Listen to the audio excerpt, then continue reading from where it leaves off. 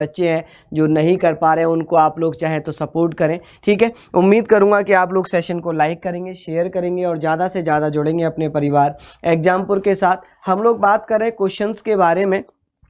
मैं आज आप लोगों के लिए मॉक टेस्ट कराने वाला हूं, बहुत ही बढ़िया मॉक टेस्ट रहेगा आज का अपना, तो आप लोग जल्दी से आ जाएंगे, ठीक है। 1 मिनट का समय दीजिए बस। अभी मैंने वैसे डाउनलोड तो किया था लेकिन अभी पता नहीं कैसे क्या हुआ। अभी हम यहाँ पर स्टार्ट करेंगे। क्वेश्चन नंबर 1 मैं आप लोगों के स्क्रीन पर लगा दूंगा। देखिए क्वेश्चन नंबर 1 मैंने आप लोगों के स्क्रीन पर लगाया है। क्वेश्चन नंबर 1 आप लोगों के स्क्रीन पर है, इसका जवाब दीजिएगा। क्वेश्चन नंबर 1 क्या कहता है, जल्दी से बताएंगे। क्वेश्चन नंबर 1 का क्या आंसर होगा, जल्दी से बताइए भैया, इसका क्या आंसर हो जाएगा। देखिए लिखा है, निम्नलिखित में से किसने भारतीय संविधान की प्रस्तावना को हमारे संपूर्ण प्रजातांत्रिक गणतंत्र की जन्म कुंडली कहा था। जल्दी से बताएंगे इसका क्या आंसर रहेगा। बहुत ही बढ़िया क्वेश्चन।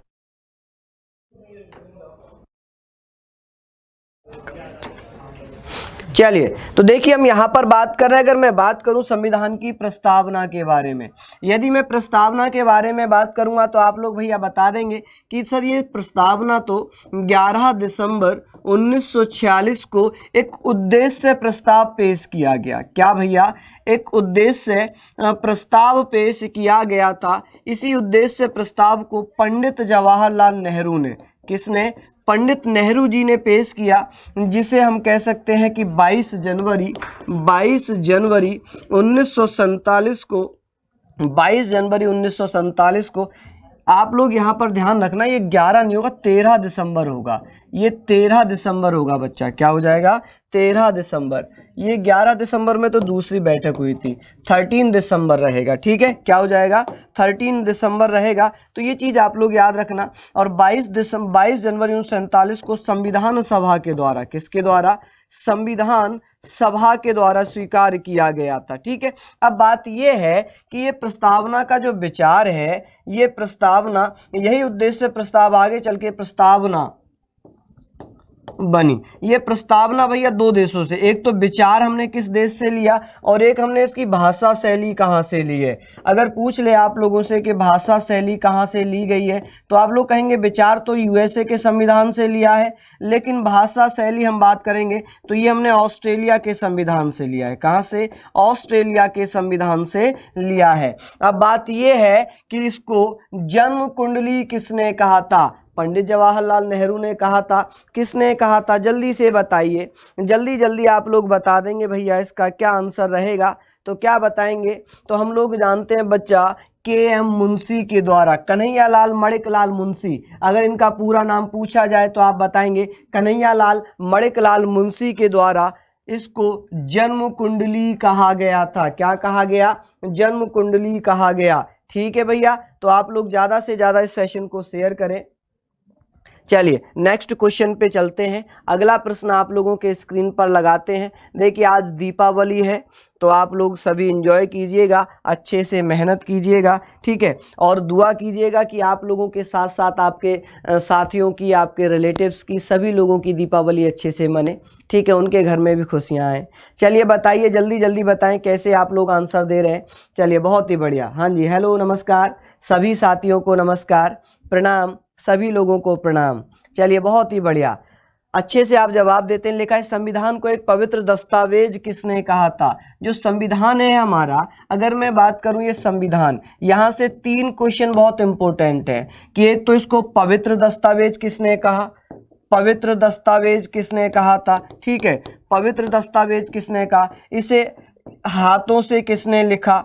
अगर पूछा जाए कि हस्तलिखित या हस्त लिखित या लिखा तो आप लोग क्या जवाब दे देंगे, आप लोग कहेंगे कि सर ये तो हाथों से लिखा था, प्रेम नारायण रायजादा ने। किसने, तो भैया बोला जाए कि हस्तलिखित संविधान, हस्तलिखित। तो आप क्या कहेंगे इसके बारे में, आप लोग बताएंगे कि प्रेम नारायण रायजादा, ठीक है, नारायण रायजादा, ये आप लोग बता देंगे भैया, इनके द्वारा लिखा गया। यहाँ पर पूछा जाता है कितना समय लगा, तो 2 वर्ष 11 माह 18 दिन का समय लगा। 18 दिन। अगर पूछा जाए कि जो ओरिजिनल संविधान है ये आज भी रखा हुआ है क्या, तो हाँ भैया ये आज भी हीलियम गैस के एक डब्बे में रखा हुआ है। किसमें? हीलियम गैस के एक डिब्बे में ये अभी भी सुरक्षित जो ओरिजिनल कॉपी है वो रखी हुई है। अब यहाँ पर बात यह है किसके द्वारा कहा गया, तो आप बताएंगे डॉक्टर भीमराव अंबेडकर। आप लोगों को पता है डॉक्टर भीमराव अंबेडकर 19 अगस्त 1947 को 29 अगस्त 1947 को प्रारूप समिति के अध्यक्ष बनाए गए थे। किसके? प्रारूप समिति के अध्यक्ष बनाए गए थे। ठीक है, उम्मीद है आप लोगों को यहाँ पर एक थोड़ी सी जानकारी आपको याद रखनी है कि प्रारूप किसी और ने पेश किया था, प्रारूप समिति के अध्यक्ष भीमराव अंबेडकर बने थे। तो सही है, अच्छे से आप लोग जवाब दीजिएगा। कुल लागत कितनी आई इसको? कुल लागत की बात करें तो लगभग 64 लाख रुपए, लगभग 64 लाख रुपए। वैसे 63,97,729 रुपए के आसपास टोटल लागत आई थी। ठीक है, चलिए नेक्स्ट क्वेश्चन पे चलते हैं। अगला प्रश्न आप लोगों के स्क्रीन पर लगा रहा हूं, लिखा हुआ है कि निम्नलिखित में से कौन सी विशेषता भारतीय राजतंत्र की नहीं है? कौन सी विशेषता भारतीय राजतंत्र की नहीं है? हम लोग जानते हैं, हाँ जी, एक थोड़ा सा चेंजेस हुआ है। एक मित्र ने अपडेट कराया है मुझे कि यहाँ पहले हीलियम में था, अब नाइट्रेट में रख दिया गया है, नाइट्रोजन में रखा गया है। एकदम सही कहा मित्र आपने, हाँ जी एकदम सही कहा भैया। यहाँ पर जवाब देंगे कि निम्नलिखित में से कौन सी विशेषता भारतीय राजतंत्र की नहीं है। अगर भारतीय राजतंत्र की पूछें, हम लोग जानते हैं कि भारत में एक कैसी प्रजातांत्रिक सरकार चलती है, यहाँ पर कैसा लोकतांत्रिक सरकार चलती है। कैसी? लोकतांत्रिक। आप लोगों को याद है कि भैया लोकतांत्रिक सरकार चलती है भारत में, यानी कि डेमोक्रेसी चलती है। यहाँ पर सत्तावादी सरकार नहीं चलती, भारत में सत्तावादी सरकार नहीं चलती। सत्तावादी का पर्याय होता है राजतंत्र। यहाँ पर राजतंत्र नहीं चलता, यहाँ पर प्रजातंत्र चलता है। क्या चलता है? प्रजातंत्र चलता है। ये मैं इसलिए बोल रहा हूँ क्योंकि भारत में कोई भी जो अध्यक्ष होता है वो जनता द्वारा चुना जाता है, और 5 वर्षों के लिए। कितने वर्षों के लिए? 5 वर्षों के लिए। 5 वर्ष बाद पुनः चुनाव होते हैं। जनता चाहती है उसको सेलेक्ट करना तो जनता वोट देगी, अपना मत देगी, नहीं चाहती है तो जनता उसको नहीं चुनेगी। ठीक है, तो हम लोग कह सकते हैं इसका आंसर डी हो जाएगा। क्या आंसर रहेगा? D is the correct answer. बहुत ही बढ़िया, समझ रहे हैं आप? चलिए मैं लिखने का आपको समय दूंगा। आप मुझसे नाराज हैं कि सर लिखने नहीं दे रहे हैं, चलिए मैं माफ़ी चाहता हूं आप लोगों से। अभी आप लोग लिखिए, ठीक है, मैं आपको समय जरूर दूंगा, लेकिन बच्चा कोशिश करना कि थोड़ा जल्दी जल्दी करेंगे ताकि आप लोगों के लिए मैं जो 30 क्वेश्चंस लेकर आया हूं वो आपके पूरे हो जाएं और अच्छे से आप लोग उसके जवाब दें। देखिए कुछ स्टेटमेंट भी हैं आप लोगों के समक्ष, स्टेटमेंट लिखा हुआ है, इसका जवाब क्या रहेगा? लिखा है कि भारतीय संघवाद को सहकारी संघवाद किसने कहा था। इस प्रकार के क्वेश्चन 100% एग्जाम में पूछे जाते हैं। या हम देखिए यूपी ट्रिपल एससी हो, लोअर पीसीएस हो, यूपीएसआई हो, यूपी कांस्टेबल हो, जेल वार्डर हो, फायरमैन हो, या भैया कोई भी एग्जाम अगर होगा उसमें यहां से एक क्वेश्चन अवश्य होता है। आज बताइए जल्दी से इसका क्या आंसर है। चलिए हम लोग यहाँ पर बात करेंगे कि भारतीय संघवाद को सहकारी संघवाद किसने कहा था, तो हम कहेंगे भैया जी ऑस्टिन के द्वारा कहा गया, जी ऑस्टिन। देखिए केसी व्हीलर ने क्या कहा, अगर हम यहाँ पर केसी व्हीलर का एक वक्तव्य लें तो यहाँ पर हम कह सकते हैं कि इन्होंने अर्ध संघात्मक कहा था। क्या कहा था? अर्ध संघात्मक कहा। तो आप लोग इसका आंसर क्या दे रहे हैं? ए आंसर दे रहे हैं। बहुत ही बढ़िया जवाब दे रहे हैं भैया। नेक्स्ट क्वेश्चन पे चलते हैं। अगला प्रश्न आप लोगों के स्क्रीन पर है, किसने कहा था कि अब भारत अर्ध संघात्मक राज्य है? इसी पर मैं अभी चर्चा कर रहा था कुछ ही क्षण पहले। बताइए जल्दी जल्दी इसका क्या आंसर होगा। बहुत ही बढ़िया, राम राम नमस्कार, और आप सभी लोगों को wish you very very happy Deepawali, Dhanteras और भैया दूज। सभी लोगों को ढेर सारी शुभकामनाएं। देखिए बहुत सारे त्यौहार हैं और ये त्यौहार हमारे जीवन में एक नया रंग, एक नई उमंग और एक नया जोश लेकर आते हैं। इसी जोश के साथ हमें पढ़ना है, मेहनत करनी है, तैयारी करनी है। अब हम दो चीज़ें मैं आप लोगों को कहना चाहूँगा, कि कर ली है मैंने मोहब्बत उस वर्दी से, कि कर ली है मैंने मोहब्बत उस वर्दी से जिसे सपना दिखाया था मेरे माँ बाप ने। ये मेरा दायित्व है कि उन सपनों को पूरा करूं, क्योंकि वो मेरी मोहब्बत है, मेरी वर्दी।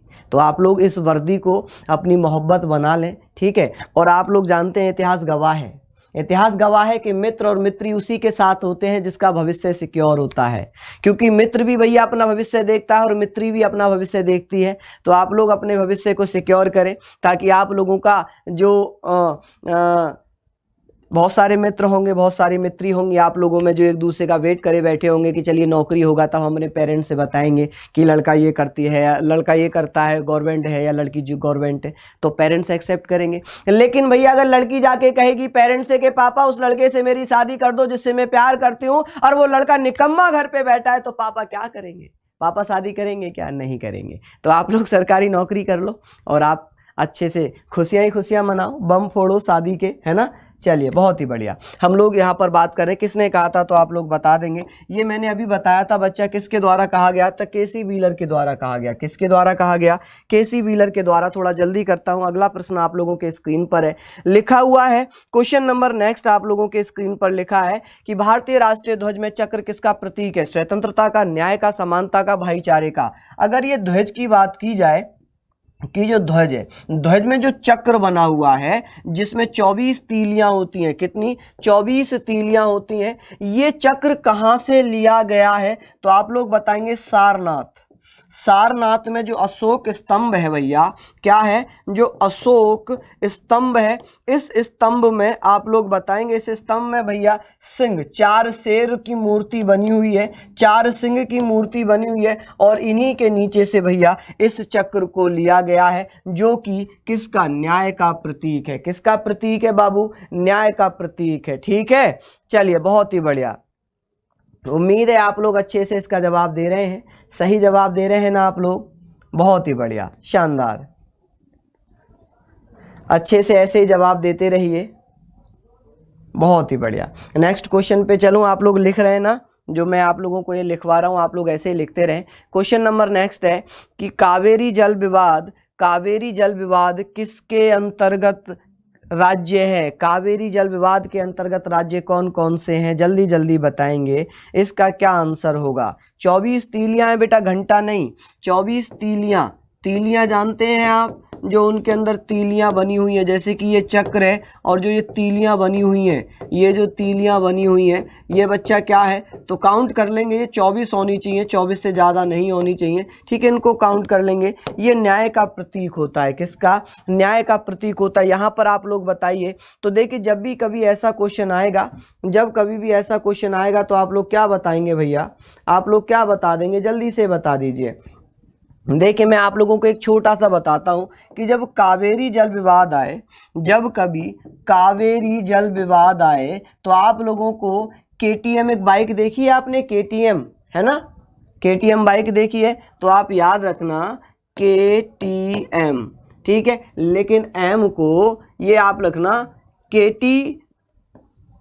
KT से वो कहाँ गया भैया? केटी से पैर दबाकर वो केरल चला गया। कहाँ चला गया? केरल चला गया।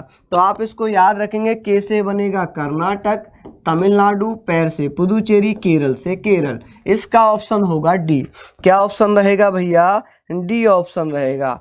चलिए नेक्स्ट क्वेश्चन है आप लोगों के स्क्रीन पर, जल्दी जल्दी मैं थोड़ा करा रहा हूँ आप लोगों को, क्योंकि टॉप 30 क्वेश्चंस हैं और वो क्वेश्चन हमें करना है। चलिए बताइए इसका क्या आंसर रहेगा। नेक्स्ट क्वेश्चन है कि संविधान के किस अनुच्छेद के अंतर्गत शिक्षण संस्थानों में, जिसमें गैर सरकारी व गैर अनुदान प्राप्त भी सम्मिलित है, अन्य पिछड़ा, अन्य अनुसूचित जाति, अनुसूचित जनजाति हेतु आरक्षण की बात की गई है?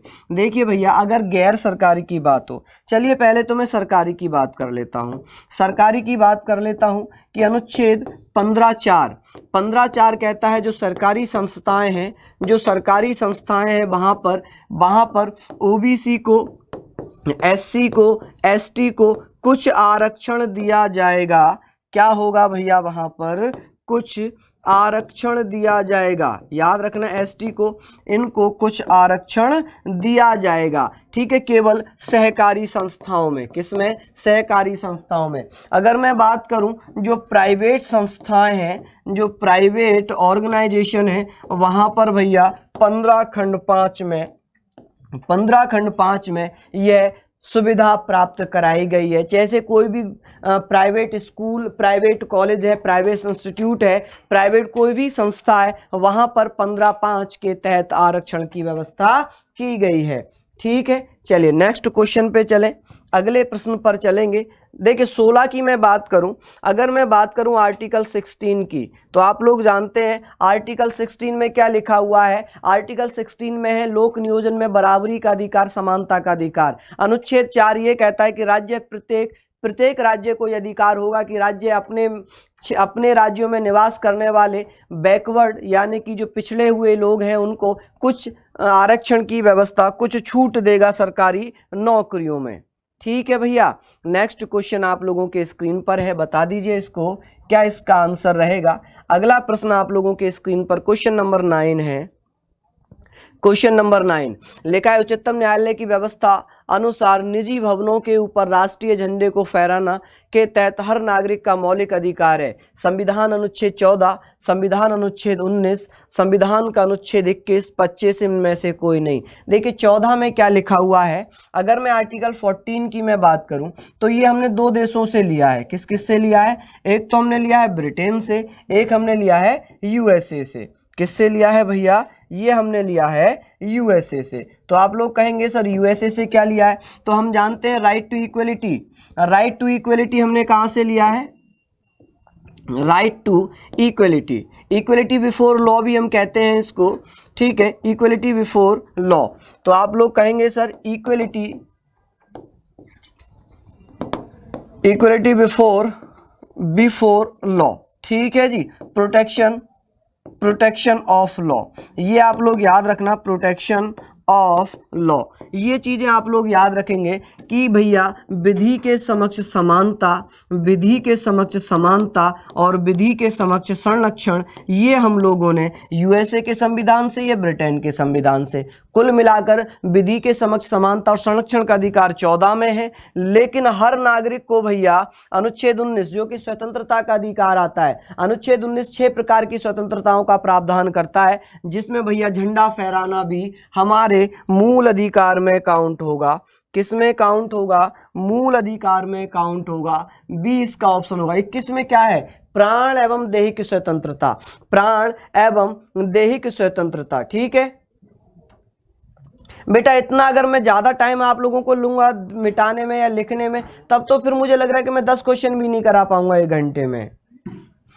ठीक है, 10 क्वेश्चन नहीं कराऊंगा बेटा इतनी जल्दी। अगर आप लोग नहीं लिख पाएंगे, अगर मैं यहाँ लिखूं फिर साइड हटूं फिर आप लोग लिखें, तब तो बहुत टाइम जाएगा बेटा। आप थोड़ा स्पीड बढ़ाइए बाबू। मैं ये नहीं कह रहा कि आप बहुत तेज हवाई जहाज बन जाइए या रॉकेट बन जाइए, आप थोड़ा स्पीड जरूर बढ़ाइए। या आप एक काम करिए, स्क्रीनशॉट लीजिए और जब क्लास खत्म हो जाए उसके बाद जो स्क्रीनशॉट आपने लिए उससे नोट्स बनाइए। वो आपको एक बार तो याद हो, आप इसको एक बार पढ़ रहे हैं, रिवीजन कर रहे हैं, और जब उन्हें स्क्रीनशॉट से आप नोट्स बनाएंगे ना, तो यकीन मानने आपको गारंटेड याद हो जाएगा। ठीक है, इसमें क्या है, प्राण एवं दैहिक स्वतंत्रता, इसमें प्राण एवं दैहिक स्वतंत्रता का प्रावधान है। ठीक है, अगर मैं बात करूं 25 में, तो धर्म की स्वतंत्रता, 25 से 28 तक किसकी स्वतंत्रता है, धर्म की स्वतंत्रता दी गई है। ठीक है, चलिए अगले प्रश्न पर चलते हैं। लिखा हुआ है क्वेश्चन नंबर नेक्स्ट है, अनुसूचित जाति तथा अनुसूचित जनजाति को किस अनुच्छेद के अंतर्गत मौलिक सामाजिक, आर्थिक, राजनीतिक तथा सांस्कृतिक अधिकार दिया गया है। भैया ये पहला अनुच्छेद भी होगा जिसमें दंड का प्रावधान किया गया था मौलिक अधिकारों से संबंधित। किससे, मौलिक अधिकारों से संबंधित। ठीक है, चलिए बताइए। अच्छा, एक मित्र कह रहे हैं, हिना जी कह रही है सर लिख नहीं पा रहे हैं। चलिए बेटा लिखिए, अब मैं बहुत ही धीरे पढ़ा रहा हूं। तो आंसर हो जाएगा इसका डी। अनुच्छेद 17 में आप लोगों को पता है अस्पृश्यता का अंत होता है। किसका, अस्पृश्यता का अंत होता है, द एंड ऑफ अनटचेबिलिटी। इसका भैया क्या है, अंत। अब हम यहाँ पर बात करेंगे अंत की। इसके बारे में मैं बात करूं तो आप लोग जानते हैं, तो अस्पृश्यता अधिनियम एक अधिनियम बना था भैया, अस्पृश्यता अधिनियम 1955। ये अधिनियम बना 1955, जिसमें दंड का प्रावधान किया गया। किसका, दंड का प्रावधान किया गया, लेकिन भैया इसमें चेंजेस किया गया, इसका नाम बदला गया। इसका नाम कब बदला गया, नामकरण कब किया गया, तो आप कहेंगे सर इसका नामकरण 1976 में बदल दिया गया। और इसका नामकरण क्या रख दिया गया भैया, इसका नामकरण, माफी चाहूंगा गलती से मिट गया वो, ये वापस नहीं आएगा शायद, चलिए माफी चाहता हूं, दोबारा लिख देता हूं। तो इसमें भैया अस्पृश्यता अधिनियम, कौन सा, अस्पृश्यता अधिनियम बना। कब अधिनियम बना बच्चा, 1955 में। कब बना, 1955 में। इसका नाम बदला गया, इसका नाम भैया 1976 में बदल दिया गया। सिविल अधिकार संरक्षण अधिनियम बनाया। क्या बनाया, सिविल अधिकार संरक्षण अधिनियम 1955।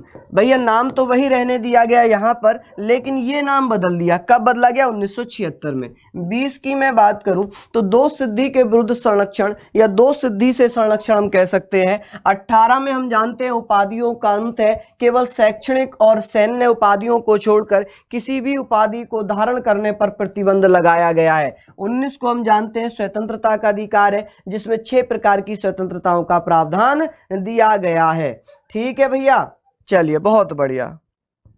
नेक्स्ट क्वेश्चन पे चलते हैं।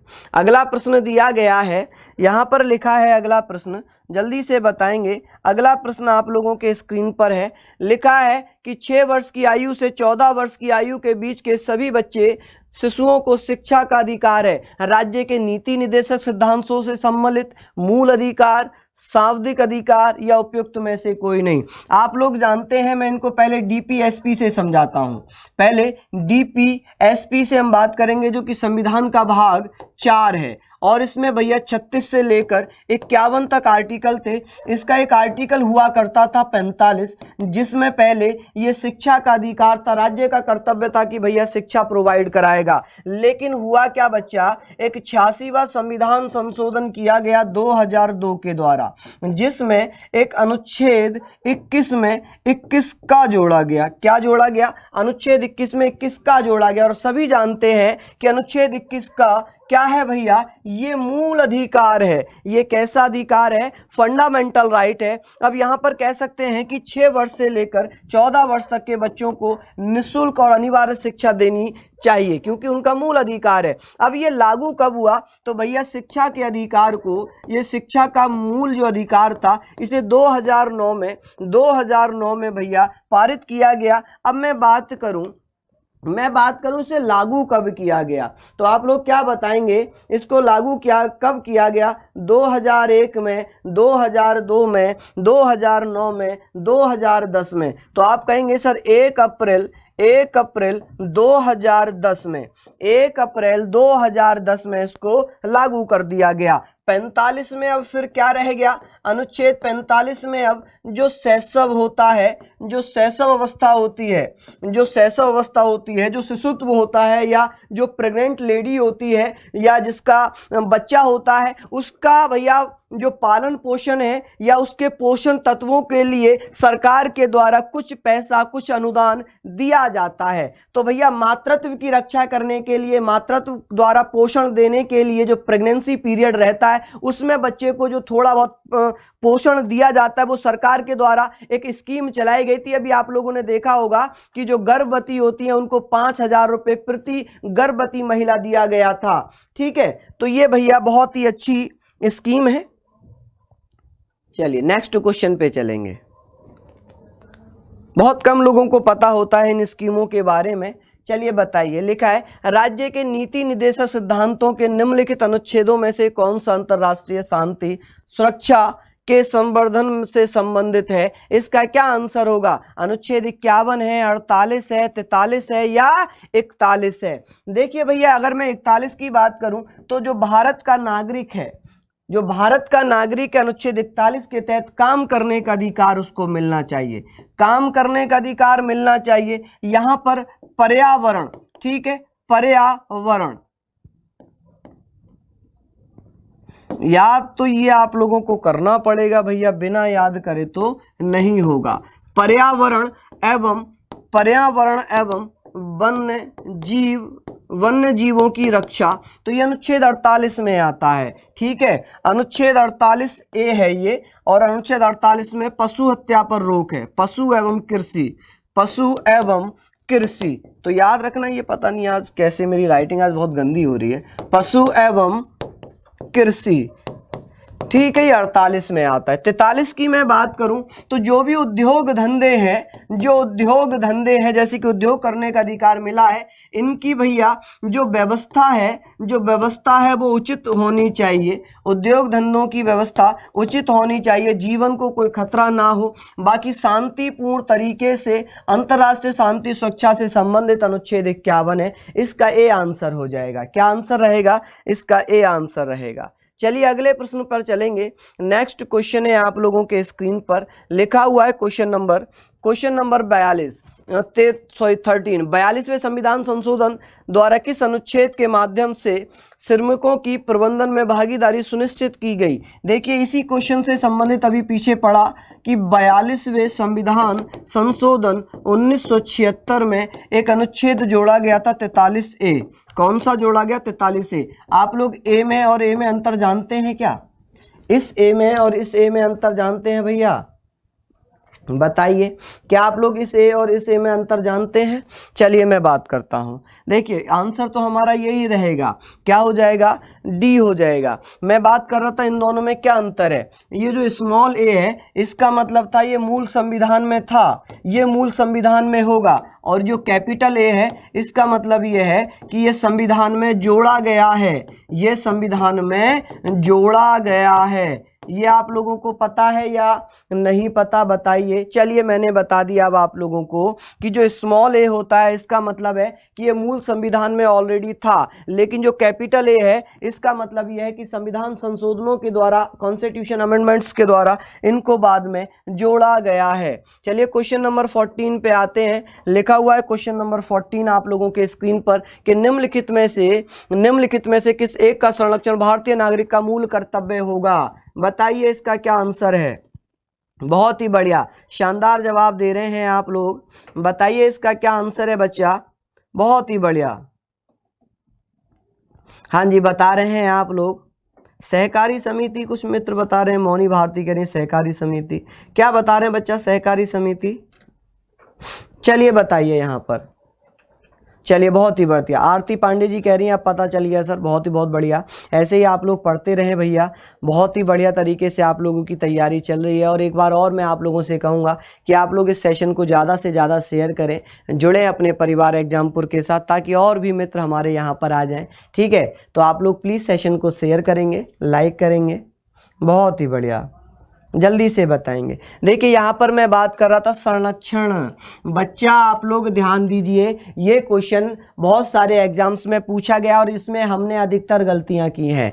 देखिए वन्य एवं प्राणी, वन्य प्राणी जो मानसिक है, वन्य प्राणी जो मानसिक है भैया, उसको हम क्या कर सकते हैं? अनुच्छेद 48 में, अनुच्छेद 48 के तहत इसकी सुरक्षा की जाती है। अब आप कहेंगे सर राष्ट्रीय ध्वज भी तो है, राष्ट्रीय ध्वज की सुरक्षा भी तो की जाएगी। बेटा अनुच्छेद जो हमारा संविधान है वहां पर राष्ट्रीय ध्वज के सम्मान की बात की गई थी। किसकी बात की गई थी? सम्मान की बात की गई है, संरक्षण की बात नहीं की गई। ठीक है, अगर आंसर हमें चुनना पड़े तो हम क्या बताएंगे बच्चा? हम ऑप्शन डी सेलेक्ट करेंगे, हम ऑप्शन डी सेलेक्ट करेंगे भैया। ठीक है, चलिए ओके, ये क्लियर हुआ आप लोगों का। आप राष्ट्रीय ध्वज मत करना, क्योंकि हमारे मूल मौलिक कर्तव्यों में राष्ट्रीय ध्वज का सम्मान करने की बात बताई थी, ना कि उसके संरक्षण की। ठीक है, वन्य प्राणियों के संरक्षण का प्रावधान किया गया है।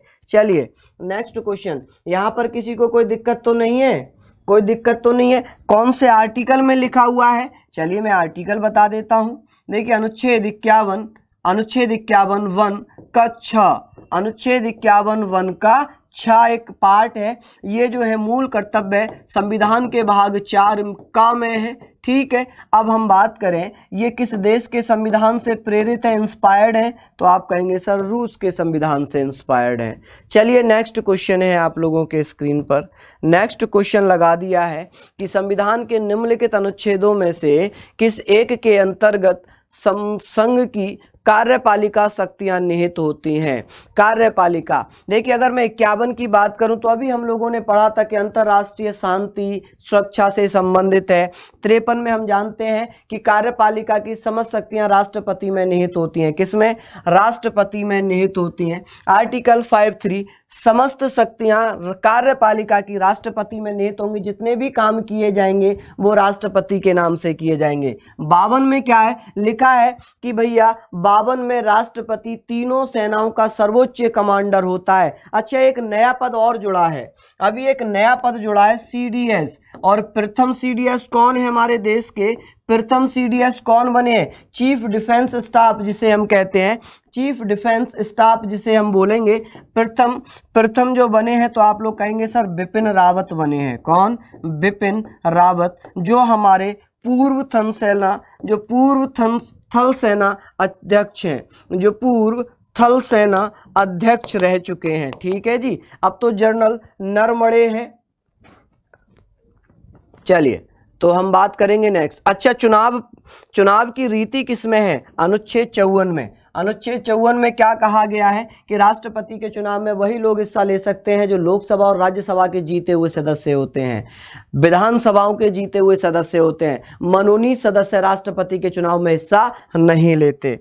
ठीक है। निर्वाचक मंडल है, इलेक्टोरल कॉलेज है आर्टिकल 54 में राष्ट्रपति का। चलिए नेक्स्ट क्वेश्चन पे आते हैं। भारतीय संविधान के किस अनुच्छेद के अंतर्गत राष्ट्रपति संसद के दोनों सदनों द्वारा पारित किसी बिल पर अपनी स्वीकृति दे रोक सकता है? जल्दी से बताइए इसका क्या आंसर हो जाएगा, जल्दी जल्दी बताएंगे, जल्दी से बताइए इसका क्या आंसर होगा,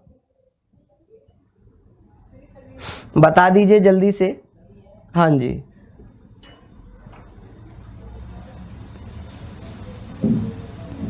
शानदार। देखिए कुछ मेरे मित्र हैं जो नाराज चल रहे थे, पता नहीं क्यों नाराजगी है इनकी। मैं तो क्या, भगवान भी इनकी नाराजगी दूर नहीं कर सकता। कितनी भी यहाँ पर मेहनत कर ले, कोई भी टीचर आकर इन लोगों की नाराजगी दूर नहीं हो सकती।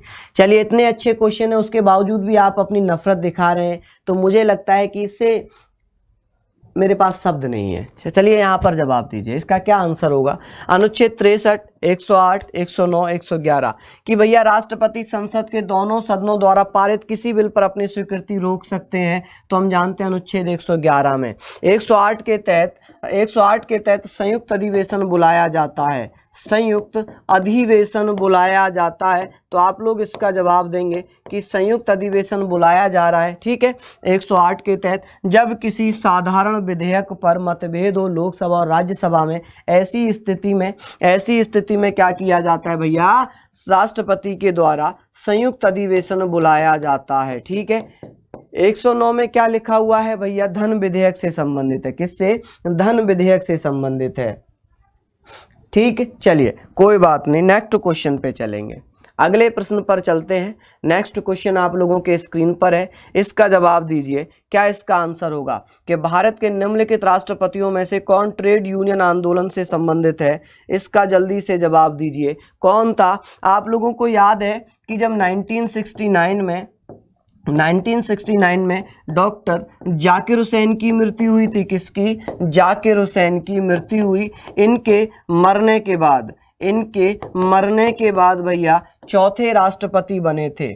ठीक है। 4th नंबर के राष्ट्रपति बने थे। कौन थे वो राष्ट्रपति? तो आप सभी लोग कहेंगे सर बीबी गिरी थे। कौन थे? बीबी गिरी। ये प्रथम कार्यवाहक राष्ट्रपति के रूप में इन्होंने काम किया, क्योंकि ये उपराष्ट्रपति थे तो इन्होंने कार्यवाहक राष्ट्रपति का पद संभाला, फिर अपने पद से इस्तीफा दिया, यानी कि राष्ट्रपति भी नहीं उपराष्ट्रपति भी नहीं। ऐसी स्थिति में कार्यवाहक राष्ट्रपति का कार्य भारत के मुख्य न्यायाधीश किसके द्वारा? एम हिदायतुल्लाह के द्वारा किया गया। नीलम संजीव रेड्डी पहले राष्ट्रपति थे जो निर्विरोध चुने गए और पहले चुनाव में हार गए। नेक्स्ट क्वेश्चन है, बताएं भारत के किस राष्ट्रपति को मिसाइल मैन की संज्ञा दी जाती है? अगर इसका जवाब आपने नहीं दिया तो आपकी बिल्कुल भी तैयारी नहीं है। जल्दी से बताएं इसका क्या आंसर है। अगर यहाँ पर हम लोग बात कर रहे हैं कि डॉक्टर राधाकृष्ण, APJ अब्दुल कलाम, शंकर दयाल शर्मा या इनमें से कोई नहीं। तो आप लोग क्या बताएंगे भैया? आप लोग बताएंगे कि सर एपीजे अब्दुल कलाम को मिसाइल मैन ऑफ इंडिया कहा जाता है। इनकी त्रिशूल, जो इनकी मिसाइल है, त्रिशूल है, पृथ्वी है, अग्नि है, कौन सी है? अग्नि। ये वो मिसाइल है जिन मिसाइलों ने भारत को दुनिया के सामने एक शक्तिशाली राष्ट्र के रूप में खड़ा कर दिया। ठीक है, उम्मीद है आप लोग इसको अच्छे से पढ़ लिए होंगे। शंकर दयाल शर्मा जिनका कार्यकाल के दौरान मृत्यु हुई, जिनकी कार्यकाल के दौरान मृत्यु हुई, ये शंकर दयाल शर्मा थे। ठीक है भैया, चलिए। और यहाँ पर एक क्वेश्चन और दिया हुआ है, डॉक्टर राधाकृष्ण, ये प्रथम उपराष्ट्रपति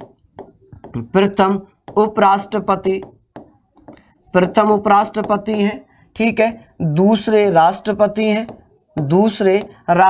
अब आप कहेंगे सर दूसरे कैसे हो गए? तो भैया ये दूसरे ऐसे हो गए क्योंकि पहली बार और दूसरी बार डॉक्टर राजेंद्र प्रसाद बने थे। कौन बने थे? राजेंद्र प्रसाद। इनका भैया दूसरा व्यक्तिगत हो सकता है, लेकिन कार्यकाल तीसरे राष्ट्रपति के रूप में इन्होंने किया था। ठीक है, और ये देश के पहले राजनीतिक राष्ट्रपति थे। 1949 से लेकर 1952 तक ये कहाँ पर गए? ये 1952 तक रूस में राजदूत बनकर गए थे। कहाँ पर? राजदूत बनकर गए। इसीलिए इनके अराजनीतिक या नॉन पॉलिटिशियन होने पर लोगों ने विवाद किया। चलिए नेक्स्ट क्वेश्चन है आप लोगों के स्क्रीन पर, बताइए जल्दी से इसका क्या आंसर है कि कौन सा अनुच्छेद संसद को राज्य सूची के विषय पर कानून बनाने का अधिकार देता है? इसका क्या आंसर रहेगा? जल्दी जल्दी बता दीजिए इसका क्या आंसर होगा। अच्छा क्वेश्चन है, आप लोग बता रहे हैं इसका क्या आंसर है कि कौन सा अनुच्छेद संसद को राज्य सूची के विषय पर कानून बनाने का अधिकार देता है। और हम लोग जानते हैं अनुच्छेद 249 के तहत, आर्टिकल 249 के तहत राज्यसभा को यदि ये महसूस हो जाए, राज्यसभा को यदि ये महसूस हो जाए कि राज्य सूची का जो विषय है ये राष्ट्रीय महत्व का है। किसका है? राष्ट्रीय महत्व का है, और इस पर संसद को कानून बनाना चाहिए। तो भैया संसद कानून बनाती है। ठीक है, चलिए अगला प्रश्न आप लोगों के स्क्रीन पर है, लिखा हुआ है निम्नलिखित। इसका क्वेश्चन का जवाब सही से दीजिएगा। आप लोग इस क्वेश्चन का जवाब दीजिएगा। क्या इसका आंसर है कि भारत में लोकसभा के लिए अधिकतम सीटें निर्धारित हैं? क्या सीटें निर्धारित होंगी? जल्दी जल्दी बता दीजिए क्या इसका आंसर रहेगा। क्वेश्चन नंबर 20 आप लोगों के स्क्रीन पर, बताइए जल्दी से इसका क्या आंसर होगा। बहुत ही बढ़िया। देखिए आप लोग ये क्यों भूल जाते हैं बच्चा, अभी भी आप लोग 552 बोल रहे हैं। बेटा गलत है, 552 नहीं होगा, 550 होगा। रीजन जानते हैं आप लोग क्यों? क्योंकि दो जो एंग्लो इंडियन थे ना, ये जो एंग्लो इंडियन थे, इनको अब नहीं चुना जाएगा, अब केवल 550 ही रहेंगे अधिकतम। 530 हो जाएंगे राज्यों से अधिकतम, और भैया अब 20 हो जाएंगे यूनियन टेरिटरी स्टेट से, क्योंकि जो अनुच्छेद 331 था, इसको 104वें संविधान संशोधन 2019 के द्वारा समाप्त कर दिया गया है। इसे अब निरस्त कर दिया गया है। ठीक है, निरस्त कर दिया। अब लोकसभा में एंग्लो इंडियन नहीं चुने जाएंगे, तो आप लोग भैया 552 मत करना। वर्तमान की मैं बात करूं कि वर्तमान में कितने हैं, तो 500, अगर यहां पर मैं बात करूं वर्तमान में, तो 530 तो राज्यों से आएंगे। ठीक है, और 13 यूनियन टेरिटरी स्टेट से हैं। यूनियन टेरिटरी स्टेट यानी कि 543 हैं टोटल। कितने हैं वर्तमान में? 543 है। क्लियर हुआ ये वाला क्वेश्चन? ये क्लियर हुआ भैया। चलिए नेक्स्ट क्वेश्चन मैं आपको होमवर्क में दे रहा हूं, आप लोग इसका जवाब मुझे घर से दीजिएगा। ठीक है, ये आपका होमवर्क है, और सभी लोग अच्छे से दीपावली मनाएं, भैया दूज मनाएं, धनतेरस तो आप मना ही चुके हैं। ठीक है, और जो भी त्यौहार आए आप उन्हें प्यार के साथ मनाएं। और जाते जाते मेरे सभी साथी, आप सभी लोगों के लिए एक प्रार्थना करूंगा कि इस दीपावली पर आप लोगों के लिए शुभकामनाएं, ढेर सारी खुशखबरी आपके घर में आए। भले ही आप लोग मुझे नफरत करें, लेकिन मैं आप लोगों से भले ही स्नेह और प्रेम करता हूं। धन्यवाद, नमस्कार, जय हिंद, जय एग्जामपुर, कर विजय एग्जामपुर। साथियों, क्या आप यूपीएससी 2020 अच्छे नंबर से पास करना चाहते हैं? तो हम लेकर आए हैं आपके लिए निश्चय यूपीएसआई 2020 बैच। इसके लिए डाउनलोड कीजिए हमारी एग्जाम पर ऑफिशियल ऐप या फोन कीजिए हमें निम्नलिखित नंबरों पर।